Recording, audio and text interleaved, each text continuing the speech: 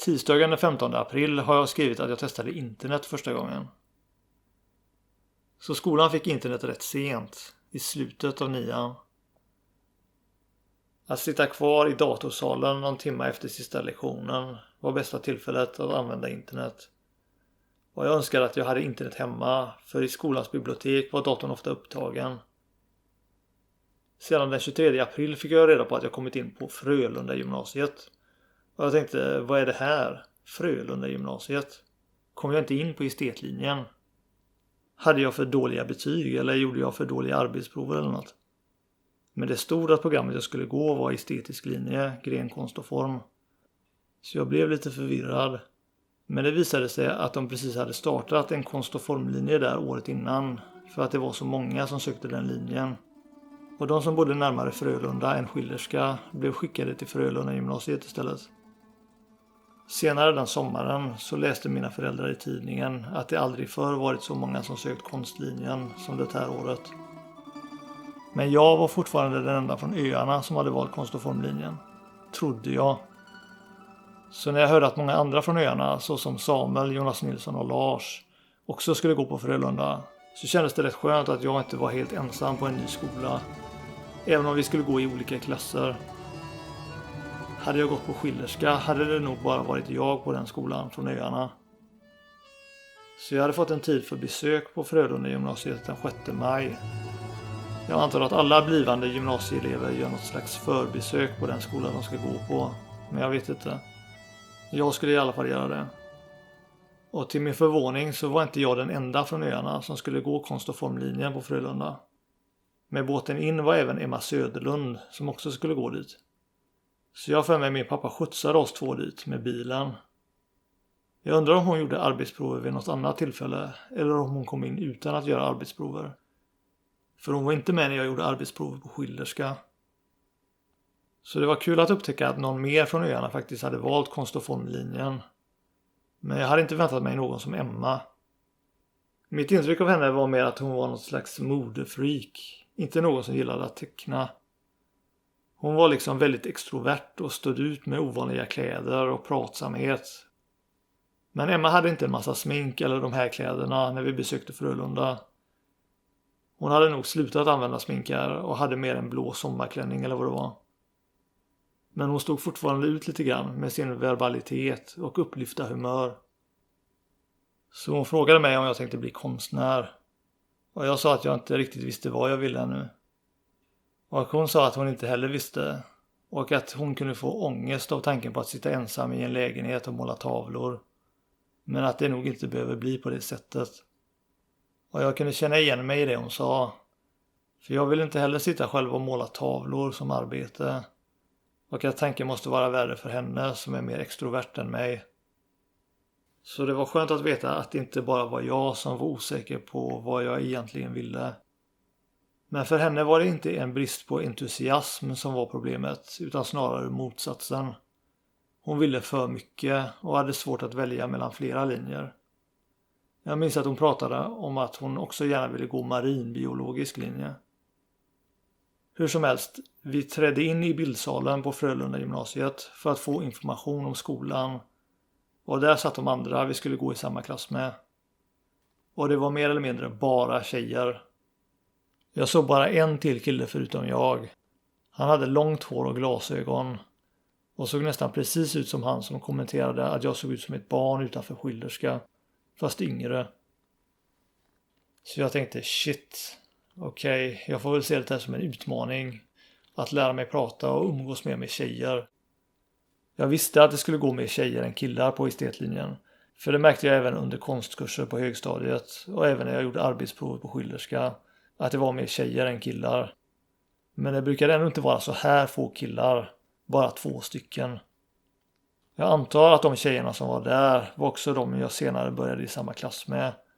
Men tekniskt sett minns jag bara 2 av eleverna. Den andra killen med långt hår och glasögon. Och en tjej som satt precis framför mig som hade långt blont hår och smink. Ingen av tjejerna verkade vara lika extroverta som Emma. Och den tjejen som satt framför mig sa inte ett ord och pratade inte med någon. Så jag tänkte att hon kanske har en personlighet som mer liknar min. Jag funderade på om jag vore en tjej istället för en kille. Då kanske jag också skulle ha smink och försöka se konventionellt attraktiv ut. Jag menar, jag har ofta varit intresserad av att se attraktiv ut. Att se ut som huvudpersonen i en film liksom. Sminkade tjejer som ser ut som vanliga tonårsbrudar var inte riktigt vad jag hade väntat mig av estetelever. Men jag tänkte, vem vet? Varför skulle en sån tjej inte kunna ha en liknande mentalitet som jag? Jag är trots allt här för att få reda på vilka människor som väljer att gå konst- och formlinjen. Då jag inte har någon aning. Så det här är en tjej från stan, tänkte jag. Jag minns inte att jag och Emma pratade med någon, för folk var bara där för att lyssna på information. Sedan gick alla hem igen. I slutet av maj så var det min kusin Davids tur att konfirmeras. Så vi åkte till Tranemo då. Och en vecka efter det gjorde vi i 9A en liten klassutflykt till Köpenhamn, Danmark, på en tisdag. Dessa foton är tagna av Anna Bergman. Jag hade inget minne av att Sofie Johannessons bror var med. Och jag antar att klasskamraterna hade köpt öl på färjan dit, för de drack när vi var i någon park där i Köpenhamn. Jag vet inte vad Ninni gjorde just då, men hon var inte med i parken där. Ninni var ganska tydlig med att vi inte fick dricka på skolutflykter och resor. Jag hade fortfarande aldrig druckit alkohol då, och drack inte där heller. För jag förstod inte lockelsen med att dricka alkohol. Men några blev fulla där, särskilt Per Ekvall som sedan höll på att spy hela tiden. Och vi andra försökte typ gömma honom för Ninni på vägen hem, så att hon inte skulle se att han var full. Jag minns inte om hon någonsin kom på honom. Jag minns också att Anna Claesson blev berusad där i parken och började gå iväg ledsen och sa att ingen bryr sig om henne. Så Anna Bergman fick ta hand om henne. Kanske för att ingen annan brydde sig om henne. Jag vet inte, hon stack ju inte ut så mycket. Det är svårt att bry sig om folk. Så jag antar att jag är lite skyldig till det. Och när vi kom hem till Saltholmen och väntade på båten så råkade Karl Obbel och någon mer utför en blottare bland träden i den lilla skogen. Blottaren var någon gubbe som gav ursäkten att han trodde de var en polare, vilket de inte köpte. Så de sprang ner till oss andra och ropade att en pedofil fanns i skogen.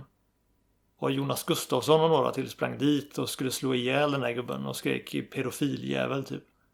Och gubben blev livrädd och flydde någonstans och gömde sig. Men han blev jagad flera minuter av Jonas Gustafsson, som verkligen verkade ha avsikt att slå ihjäl honom. Sedan innan skolavslutningen på högstadiet så hade vi även en sista Vrångedag, då hela skolan hade utflykt med sportlekar på Vrånge. Och jag minns att Karl Obbel hällde en hink eller balja med vatten över Lina Winkler, Josse Erikssons klasskamrat. Karl Obbel bråkade en del med tjejer, men jag hörde att han var kär i just henne. Jag vet inte om det stämmer, men det verkade som han försökte få hennes uppmärksamhet ibland. Till exempel så hade han vält en bokhylla i biblioteket när hon satt med en kompis där. Jag såg när han välte den och jag såg henne hoppa till i chock av ljudet när den slog i golvet bakom henne. Men han baktalade henne också, lite som Per baktalar folk. Och sa att hon berättar allt för sin mamma. Om du har sex med henne så berättar hon om det för sin mamma. Eller något sånt där, sa han. Så han hade också en sån här feminin baktalande tendens som Per typ. Där man inte vet om det är sant eller överdrift. Och hon Lina såg jag medverka i Jeopardy på tv något år senare. Men Karl Obbel var också på Sofie Johannesson i våran klass. Och tyckte hon var äcklig som inte hade rakat bort könshår eller någonting under en gymnastiklektion. Och sedan på klassresan i Hemsedal hade han tagit hennes kamera från henne och sprungit in på en toalett och fotograferat sitt eget könsorgan med den. För att han visste att hennes mamma kommer framkalla och kolla på de bilderna. Och då få intrycket att Sofie hade knullat med killar på skolresan eller något. Och jag tror inte han var kär i Sofie Johannesson också. Men vem vet. Jag har inte berättat mycket om Karl Obbel tidigare. Men han var en av de som stack ut mest i klassen. Och på skolavslutningen så hade Karl Obbel och Måns köpt stora cigarrer som de skulle röka. Någon lärare tog cigarrerna från dem. Jag missade någon del av skolavslutningen för lite folk ropades ut till årets olika saker. Och jag hade tydligen blivit utnämnd till årets Stig Helmer. Ursprungligen tänkte de utnämna mig till årets UFO. Men de tyckte det var lite för elakt, så de bytte till årets Stig-Helmer istället. Men jag tyckte årets Stig-Helmer var mer förolämpande i så fall. Inte för att jag brydde mig, för jag kände att de här människorna vet inte vem jag är liksom. Den sista terminen hade jag känt mig missuppfattad av andra. Till och med skrivit ner det i min dagbok. Och jag var ärligt talat förvånad att folk ens la märke till mig. Till den grad att de till och med utnämnde mig till något på skolavslutningen. Mikael frågade mig den våren om jag kallades för In-Andreas. Vilket jag aldrig hört talas om. Men det är möjligt att folk kallade mig det bakom min rygg. Då jag mer sällan gått ut efter sommaren 96. Och innan det var jag inte med i scouterna eller lejongropen och så vidare. Jag var heller aldrig i öhålan på helgerna. När jag sa till Per att jag aldrig varit i öhålan så tyckte han det var coolt av mig. För han hade tydligen varit där en del och han verkade förakta det istället. Vill inte minnas det. Per hade sprungit på fester, färgade håret som en tonåring och var mer social än jag var. Men Per pratade dock mycket mer ångestfullt om högstadiet än jag. Han ville inte minnas högstadiet under den här perioden. Han gillade inte högstadiet och han tyckte inte om många från högstadiet. Men jag kände genuint inget intresse i att gå till öhålan, så jag vet inte hur det var där. Jag var inte riktigt fullt medveten om den, men jag hade enormt svårt att intressera mig för världsliga saker. Att göra film eller något annat kreativt hade mer ett inslag av att röra sig bort från vanliga världen. Att ansluta till abstraktion och försöka förverkliga idéer och en inre värld bortom det världsliga. Därför verkade jag kunna känna ett intresse för det som jag inte kunde känna för andra saker. Jag och Per hade redan börjat filma vårt sommarprojekt några dagar innan skolavslutningen. Men tillbaka till skolavslutningen. Jag minns att Titti sa att de kommer sakna klassen. Men jag kände att jag nog inte skulle sakna dem särskilt mycket. Inte för att jag ogillade de här klasskamraterna, men jag sökte som sagt något annat. Mer likasinnade. Även dessa fotografier från skolavslutningen är tagna av Anna Bergman. Jag kommer inte ihåg att Erik var så fint uppklädd. Det här var ett fint kort på Vrånge-tjejerna. Sara Nilsson, Jenny Johansson och Josefin Sjöberg. Den kvällen hade vi fest på Vrånge ute i bergen. Jag minns inte så mycket av det förutom att Erik Sjöberg hade blivit påkommen av sina föräldrar att ha köpt öl. Så han fick inte gå ut den kvällen. Jag tyckte det var lite trist att det alltid var alkoholdrickande som verkade vara syftet med festerna. Jag satt mest och kollade på Anna Borgström när hon badade näck. Jag minns att några personer gömde hennes kläder medan hon simmade i vattnet. Och sedan på hemvägen med sista båten så gick den inte till Donsö och sedan Styrsö utan direkt till stan. Så vi undrade, vart är båten på väg? Vi kör förbi alla öarna utan att stanna. Martin Svan sa att det är lugnt, vi har hela sommaren på oss att komma hem. Men jag skulle upp tidigt nästa morgon för att filma en scen med Per i hamnen innan folk hunnit upp. Så det inte var en massa folk där. Därför ville jag inte komma hem för sent. Men sista båten från Vrånge hade börjat med direkttur till stan för att sedan åka tillbaka till alla öarna.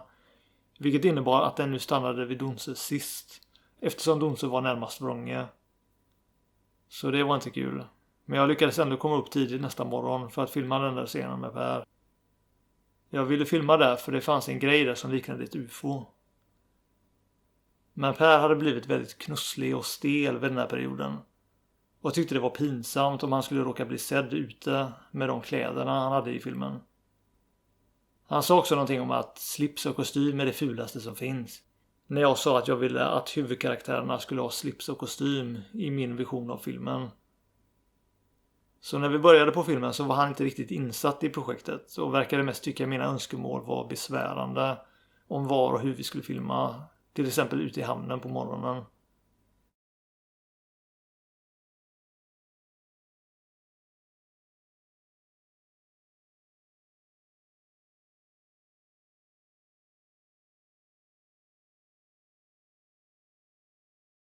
Så han klagade ofta i början och när jag försökte påminna honom om vårt gamla motto, allt för filmen, och hur kul det kunde vara att se oss göra lite galna grejer på film sedan, Så sa han bara typ, men jag bryr mig inte om dina visioner. Jag orkar inte filma mer idag eller imorgon.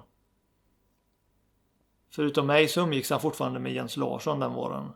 Så en lördag då Per sa att han inte ville filma eller inte kunde filma, så var jag ute och gick sent på kvällen och lyssnade på soundtracken till Arkivex och Twin Peaks i freestylen för att få inspiration. Och när jag kom till bron så stannade jag till vid Eremitklyftan för att se om det kom några mopeder från Styrsö, då jag hade hört att det var någon fest där den kvällen.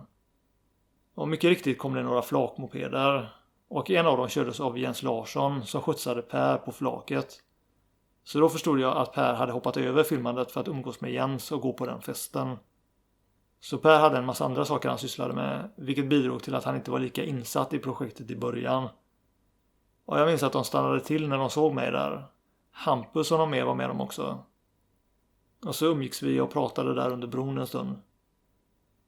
Och på hemvägen märkte jag att någon hade snott kassettbandet jag hade i freestylen. Förmodligen för att ta reda på vad jag lyssnade på. Jag undrar vad den personen tänkte när han hörde vad för musik som var på det bandet. De flesta som går en promenad sent på kvällen brukar inte lyssna på atmosfärisk thrillermusik liksom. Jag minns att jag beställde soundtracket från Twin Peaks-filmen Fire Walk With Me från skivhugget den sommaren. Och jag gillade det soundtracket bättre än soundtracket från tv-serien. Jag var så glad att Sycamore Trees från sista avsnittet var inkluderat på det filmsoundtracket. Så jag försökte gå försiktigt fram när Per klagade under projektet. För jag vill inte hamna på kant med honom.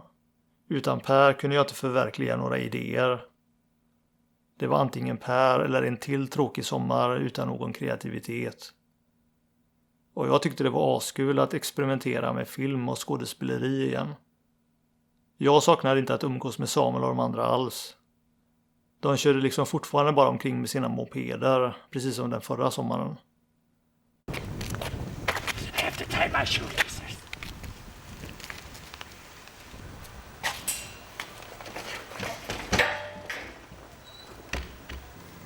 What?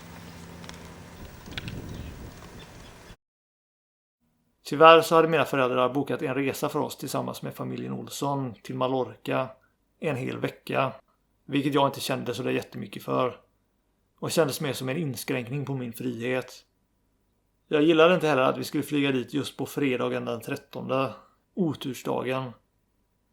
Så jag hade lite konflikt med mina föräldrar på Mallorca, särskilt med mamma, när jag inte kände för att gå ut och äta på restaurang varje kväll, eller vad det var. Jag tröttnade också på att gå till stranden varje dag och tyckte bara det kändes som ett slöseri med tid att sitta där eller bada hela dagarna. Vi besökte grottor och grejer, men jag var mestadels uttråkad. Jag ville hellre vara hemma och fortsätta på filmprojektet. Men det var inte enda anledningen. Som sagt, världsliga saker intresserade mig väldigt lite. Så det var sista gången jag reste utomlands med familjen. Och senare den sommaren stannade jag även hemma ensam för första gången. När Joel och föräldrarna åkte till Bonstorp för att fira Eriks 12-årsdag. Och jag minns att vi kom hem till Sverige tidigt på morgonen. Med flera timmar tills första båten avgick från Saltholmen till öarna. Så vi försökte sova några timmar på bänkar på flygplatsen. Vilket inte gick så bra. Det är också sådana brötiga saker som gör att jag inte förstår hur folk kan gilla att resa så mycket. Jag förstår inte alls vad som är så tilltalande med att resa. Och bröta med väskor och pass och grejer. Nej. Jag och Per fortsatte på filmprojektet redan dagen efter vi kom hem från Mallorca. På natten, runt midnatt, vilket var enda tillfället det var helt mörkt ute, hängde vi upp i ett UFO vi hade byggt tvärs över vägen som går utanför mellan vårat och Pers mormor och morfars. Med rep och sladdar till belysning. Det hade inte gått att göra idag eftersom trädet som stod i Pers mormor och morfars trädgård nu är nedhugget. Det måste vara det mest avancerade vi gjort. Så vi tog till och med 2 foton vid tillfället. Jag minns att jag var rädd att om någon skulle komma körande i hög hastighet med trimmad moppe så skulle de kanske inte hinna se repen och sladdarna och köra rakt in i dem med huvudet och flyga av mopeden. Men som tur var så kom det ingen på hela tiden.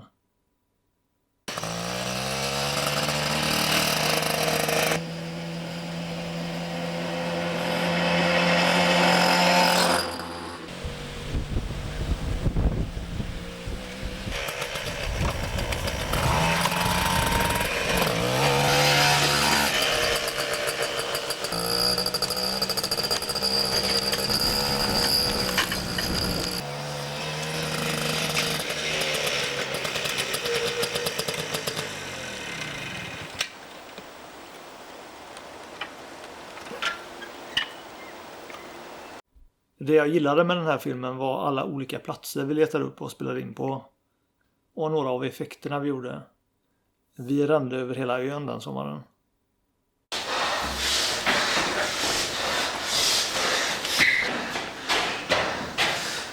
Can't do anything. You are a failure. A failure is what you will always be. You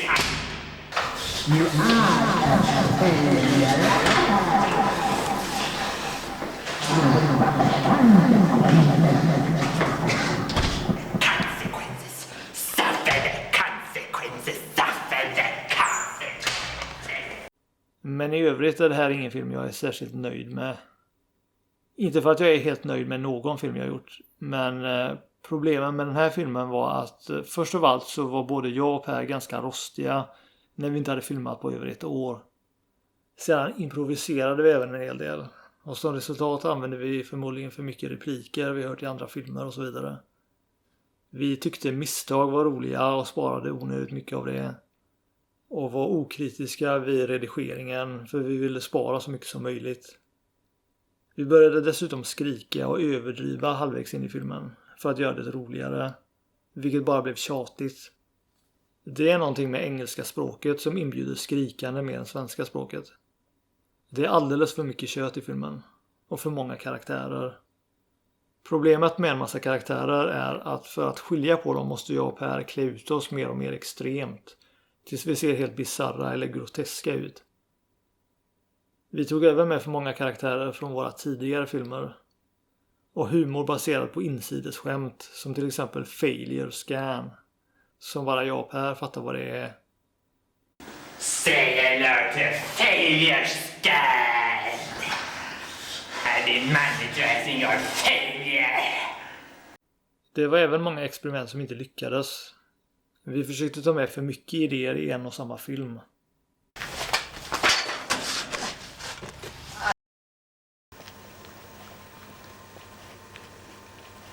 You are an hour late. I'm sorry. I don't like it when my clients are an hour late.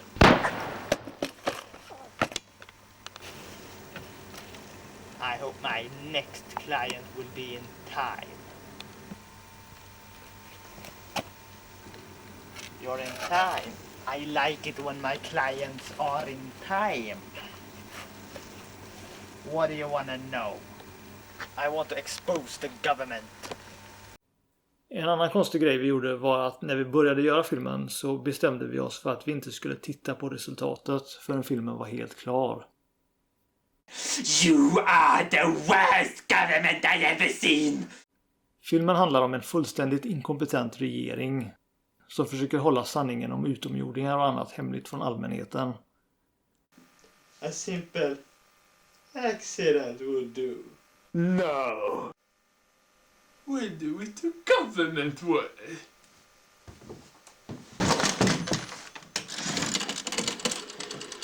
Prepare an abduction and don't forget the unmarked helicopters. Jag såg faktiskt igenom materialet, som är långt över en timme, inför den här videon så jag skulle ha filmen färskt i minnet och blev lite förvånad över hur mycket jobb vi la ner på vissa scener. Och även vår komiska timing. Of all my test subjects you get the worst point. Engelskan vi pratade var också bättre än jag kommer ihåg. Och även Pers skådespeleri var bättre än jag kommer ihåg. Just who do you think you are? You are as incompetent as all the others. And by the way, why don't you use your real name? Hamsun. Det som stör mig nu är snarare att vi växlar mellan engelska och svenska. Vi skulle hållit oss till ett språk. Det bästa som kom från den filmen var en trailer. Så den filmen har det senaste bara varit en trailer. Of course I think they protected you from the truth. They did a good job. Until this year. Looks like we have an information leak there. In a time of conspiracies. It will be handled. We're in position. You've never told this to the media. You can just do the abduction tonight. In a time tribe of government killers. There was the fanatic. Now, I don't like it when my clients are an hour late.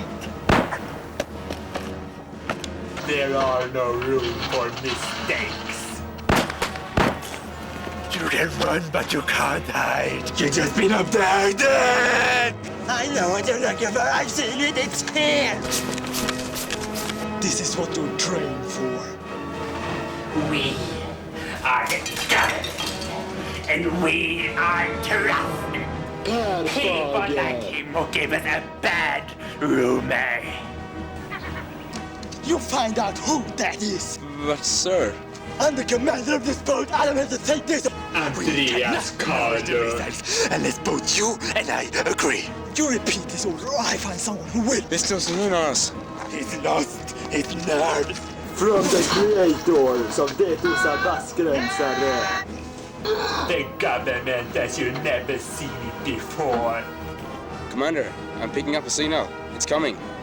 Don't trust your highest command. Yes, sir. Not this time. Abduct him. We are honorable. You have never existed and will never exist. And we are the government. They thought they had the world under maintenance. Welcome to Earth. We landed on the moon.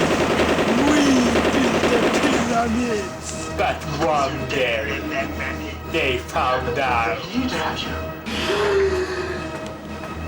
that someone is controlling them.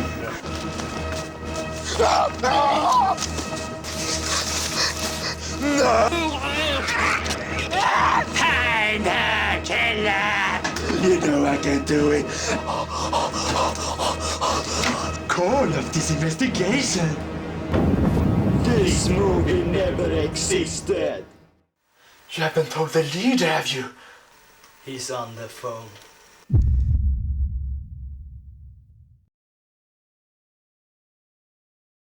Oavsett resultatet så gillade jag att göra den här filmen. Och känna den där känslan av kreativ eufori igen. Som jag inte hade känt sedan 94 och 95.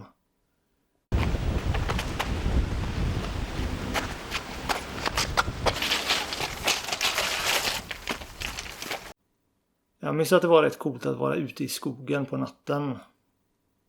Och försöka göra vår egen version av det röda rummet från Twin Peaks.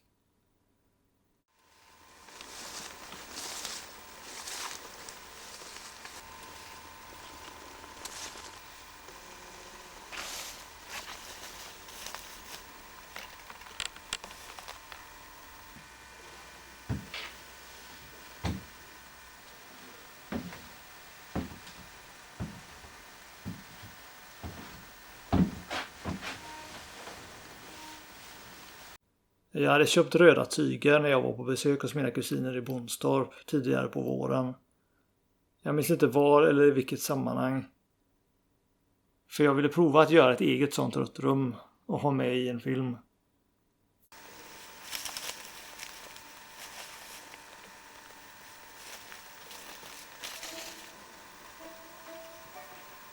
Så vi gjorde utsidan på natten i skogen. Och insidan sedan på dagen i morfars stuga utanför Villa Sokelen. Här började jag och Per använda den stugan lite som en inspelningsstudio till många projekt. Så den stugan var väldigt användbar.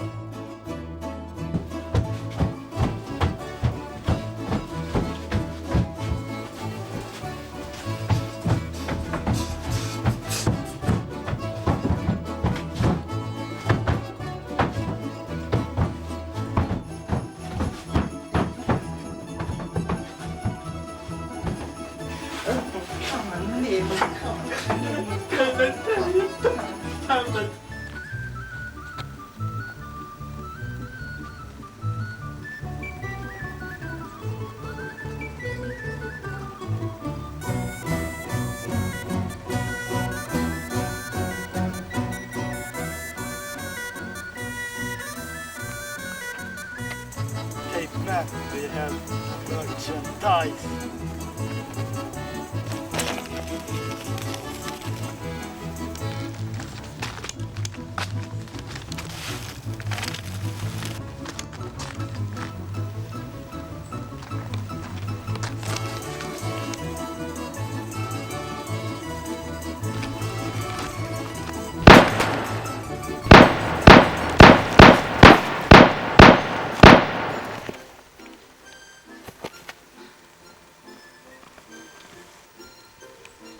You know who I am. Och Per blev till slut engagerad i filmprojektet. Även mer engagerad än han var 95. Sista gången jag skrev ner att han klagade var i mitten av juli. Innan det var GT-karneval på Styrsö som han skulle gå på. Efter det började Per bli mer initiativtagande och ville också filma lika mycket som jag. Och det var början på en period med det mest fungerande samarbetet och vänskapen mellan mig och Per, till skillnad från tidigare. Hi there, viewers. Today we have received highly classified documents. It is the files that you will see in the early... Nu vet jag. Hello, viewers. Today we have received something that... Nu vet jag. Men det tog inte lång tid innan ett annat problem uppstod i slutet av juli. Den här gången med videokameran. Precis när Per hade börjat bli mer engagerad. Vi la märke till att det senaste vi hade spelat in hade en massa störningar. Och det visade sig att videokameran var utsliten. Vilket inte var så konstigt med tanke på hur mycket vi hade använt den genom åren. Vi kunde helt enkelt inte använda den längre. Och pappa sa att det var lika bra att köpa en ny. Även om pappa inte använde videokameran mycket längre så hade han nog planerat att filma Joels konfirmation om 2 år och liknande. Så därför tvekade han inte att köpa en ny. Men det kommer att ta 2 veckor innan jag och pappa åkte in till stan för att köpa en ny videokamera. Vilket innebar att jag och Per inte skulle hinna bli klara med filmen innan skolan började. Men innan jag fortsätter berätta om filmprojektet och den nya videokameran behöver jag nämna några andra saker som också hände den sommaren. Farfar hade inlett ett förhållande med en kvinna från Öckerö i norra skärgården som också var änka. Jalle hade ju blivit änkeman efter att Elsebeth hade dött våren 96. Och Jalle kände tydligen lite folk på Öckerö, bland annat den här kvinnan som hette Märta. Så det verkade som hon hade tagit kontakt med honom någon gång i slutet av 96 eller början av 97. Och runt den här perioden hade vi fått reda på att han planerade att gifta om sig med den här Märta. Och att de skulle bo på Öckerö. Jag tror att första gången vi träffade Märta var på sommaren. Jag minns i alla fall att det var hos farfar på Styrsö. Men både vår familj och Doris familj tyckte hon var rätt jobbig. För hon liksom pratade om sina barnbarn och grejer som vi andra inte var intresserade av. Och hon försökte för mycket att bli omtyckt och göra sig själv närvarande. Och vi störde oss också på farfar som nu slått sig ihop med den här kvinnan och skulle sälja huset som Doris familj brukade besöka på somrarna och dra till Öckerö. Och så kort tid efter Elsebeth hade dött också. Så det här var sista året vi var både i farfars hus på Styrsö och på Rävholmen med Doris familj. Det hade inte behövt vara sista året på Rävholmen, men i alla fall blev det så. Mitt sista minne av att vi var där var när David fyllde 15. Då åkte vi ut till det 3:e stället. Man ser att Märta är med på fotot där. Den sommaren minns jag även att jag önskade det fanns någon form av mötesplats på Donsö som inte kretsade kring aktiviteter som fotboll eller scouter. Ungefär som fiket i Twin Peaks. Eller att Donsö hade en egen radiostation eller något. Så man kunde höra folk prata om saker som hände på ön. Det här var innan Donsö hade bowlingen och liknande grejer. Och det här var även sista sommaren utan internet. Så när jag och Per inte kunde fortsätta filma på 2 veckor så var det lätt att bli uttråkad. Jag började även äta Billys panpizza den sommaren. Och jag åt dem ganska ofta. Det är lite intressant att mina föräldrar inte brydde sig mycket om vad jag åt. Bara jag åt något. Så när jag sa att jag tyckte de panpizzorna var goda så bara fortsatte de köpa det. Så jag typ kunde äta en panpizza nästan varje kväll. Tanken att det kunde vara onyttigt, det var inte något jag minns att de tog upp. Så länge jag även åt andra saker.